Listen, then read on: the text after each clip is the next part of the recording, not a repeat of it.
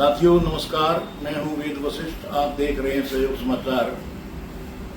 आज चर्चा करेंगे हरियाणा की भाजपा की प्रदेश अध्यक्ष डॉक्टर श्रीमती अर्चना गुप्ता की, जिन्होंने एक बयान दिया था कि विशेष वर्ग के लोगों के कुर्ते पजामे जो सफ़ेद रंग के हैं वो कुर्तियों पर टंगवा दिए गए हैं। उन्होंने उस बयान को किस रूप में दिया था वो उनकी बात है, लेकिन मानना ये था कि विशेष वर्ग जब कही गई बात तो विशेष जाति के लोगों के कुर्ते पजामे पर बात आ गई।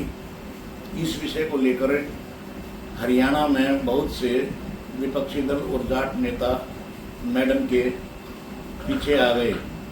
मैडम को बार बार ये कहा जाने लगा कि आपका ये निंदनीय बयान है और आप इस बयान को किसी विशेष वर्ग का नाम लेकर, विशेष जाति का नाम लेकर टारगेट कर रही हैं।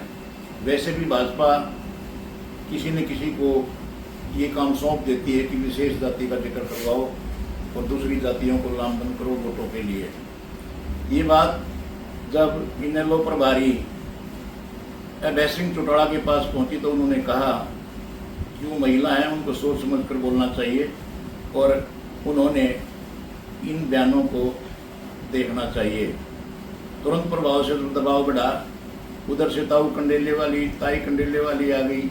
उसने भी कहा जो भी शब्द तुमने कहे हम यहाँ नहीं कह सकते, हालांकि उन्होंने बहुत ही गंभीर शब्द कहे थे। उसके बाद प्रोफेसर संपत सिंह ने FIR करवाने के लिए थाने में एप्लीकेशन दी है और अर्चना गुप्ता को चारों ओर से घेरने की कोशिश की है। वैसे भी बहुत सी जाट संस्थाएं और जो विशेष वर्ग के लोग समझदार हैं, जो वकील भी हैं, संस्थाएं हैं, उन्होंने भी भाजपा की प्रदेश अध्यक्ष को घेरने का काम शुरू कर रखा है। हाल ही में अभी कुछ नेताओं ने उनको वापस भी जवाब दिया है कि कुर्ते पजामे पहनने वाले तो आज भी पहन ही रहे हैं और तुम लोग अपनी उस पर राष्ट्रीय स्वयंसेवक संघ का जो निक्कर है वो पहननी शुरू कर रखी है आपने, उस निक्कर का क्या करेंगे। उसी प्रकार काफ़ी लोग इनके खिलाफ आ गए। लगता ऐसा है कि हरियाणा की एक रागनी है, उसमें कहा गया है अब मेरे साथ खेतों में चलेगी तो बिछड़ जाएगी जाटों में। तो क्या मैडम ने कोई इस तरह का बयान देकर अपने आप को उलझा लिया है? इस बयान से कैसे निकल पाएंगे? धीरे धीरे ये मामला तूल पकड़ता जा रहा है।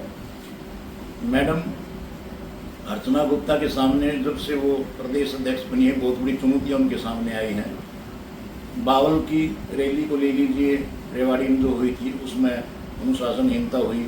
अभी हाल ही में राव वीरेंद्र ने नीति नवीन के मंच पर जो भाजपा के राष्ट्रीय अध्यक्ष हैं उस पर भी उन्होंने काफ़ी वहाँ देखा, काफ़ी नज़र आई। वहाँ पर एक दूसरे के बीच में समझ नहीं बन पाई उनकी और उनको बोलने तक नहीं दिया गया।